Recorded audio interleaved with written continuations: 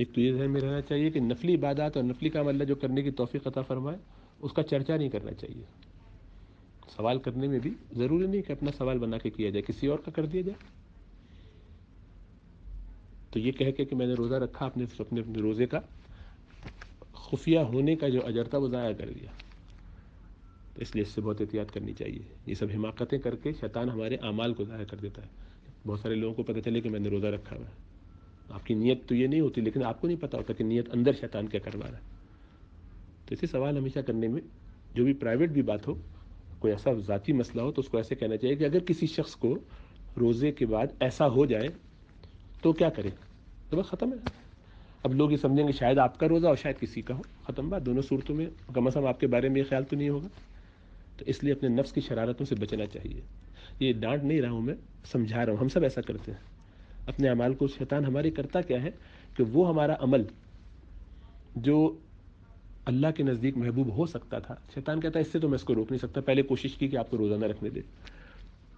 گرمی کے دن ہے، لمبا دن ہے، کہاں جمعے کا بھی دن ہے، مشقت ہوگی، چھوڑو.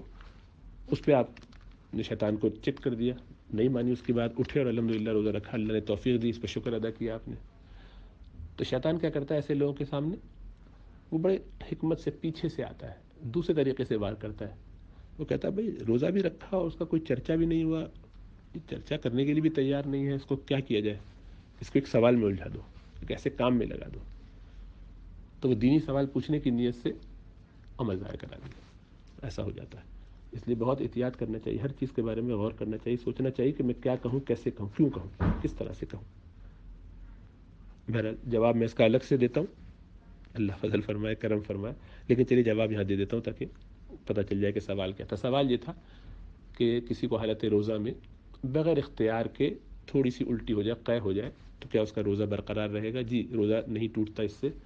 روزہ اختیار سے اگر خود ہی جان بوجھ کے کوئی منہ میں ہاتھ ڈال کے کچھ کر کے، کوئی دوا لے کے کچھ کر کے اپنے آپ کو الٹی کروائے، قے کروائے، اور اس سے پیٹ بھر کے، منہ بھر کے ہو جائے اچھی خاصی، تو پھر اس سے روزہ ٹوٹتا ہے. تھوڑی سی الٹی ہونے سے نہیں ٹوٹتا، اور خود ہو جائے تو اس سے بھی نہیں ٹوٹتا. اللہ فضل فرمائے. روزہ اپنا برقرار رکھیے، توبہ استغفار کیجیے، لیکن یہاں کہنے کی بھی ضرورت نہیں ہے، معذرت کرنے کی بھی ضرورت نہیں ہے. یہ بھی ذہن میں رکھنا چاہیے کہ ایسا ہوتا ہے کہ اس کے بعد جزاک اللہ خیر، آپ نے بہت اچھی رہنمائی کی، اللہ جل عظیم عطا فرمائے، اور اللہ مجھے توفیق عطا فرمائے، بڑا گنہگار انسان ہوں. یہ بھی سب دکھاوے کی کہانیاں ہیں. اس میں بھی سب شیطان کیا کرتا ہے کہ اب لوگوں کے سامنے ڈانٹ پڑ گئی ہے، صبح کی ہو گئی ہے، تو اب شرمندگی ہو رہی ہوتی ہے کہ ارے یار بہت سارے لوگ، اب پتہ چل گیا کہ میری بڑی ڈانٹ ہو گئی ہے، تو بڑا عجیب سا ہو گیا. تو اب اس کا حل کیا ہے؟ اس کا حل یہ کہ کچھ نہ کچھ تو میں کہوں. خاموش رہتا ہوں تو لوگ کہیں گے دیکھو، نہیں اس کی فکر نہ کریں گے، لوگ کیا کہیں، کہتے رہے لوگ. استاد کے سامنے، باپ کے سامنے، شیخ کے سامنے، اپنے مینٹر کے سامنے کلاس میں ڈانٹ پڑتی ہے، ہوا کرے. ڈانٹ نہیں پڑے گی تو کام کیسے صحیح ہوگا؟ تو اس لیے اس کا کوئی جواب دینے کی ضرورت نہیں ہے.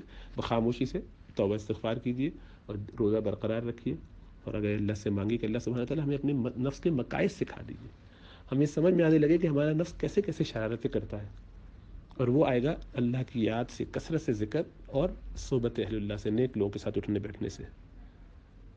اور شیطان کو دو لگائیے، خاموشی سے اپنا کام کریں. اور اس میں ظاہر بات ہے ہمارا چونکہ آپ سے تعلق استاد شاگرد کا ہے اور محبت کا تعلق ہے، تو اگر ایسی کوئی بات استاد کو بتائی جا سکتی ہے، مثلا کہ میں نے روزہ رکھا ہے، وہ اس میں مسئلہ، وہاں مسئلہ نہیں ہوتا، لیکن پبلک میں نہیں.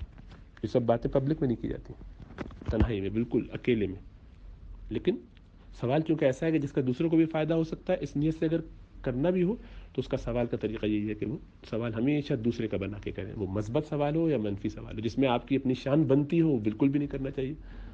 اپنا کوئی گناہ ہو وہ بھی نہیں کرنا چاہیے، تاکہ اس کے گواہ نہ بنے.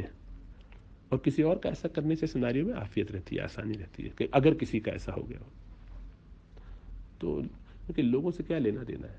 بس اپنے آپ کو بالکل ایک دوسرے سے اس بارے میں خیال بالکل نہیں آنا چاہیے. اب ہو سکتا ہے سننے والوں میں سے بھی بعض کہیں گے ہاں آج ان کو پتہ چلا نا، تو جن کے نفس کی بیماری ہے، ہونا ان کا اپنا نقصان ہے. جس کو احساس نہ ہو کہ وہ کیا کر رہا ہے، ہر ایک کو جس دوسرے کی فکر ہو اور اپنی فکر نہ ہو، تو اس کا مطلب وہ آدمی بالکل ہی ابھی تک دیوالیہ ہے. اس کو ابھی سمجھ میں نہیں آ رہا کہ زندگی میں کرنا کیا چاہیے.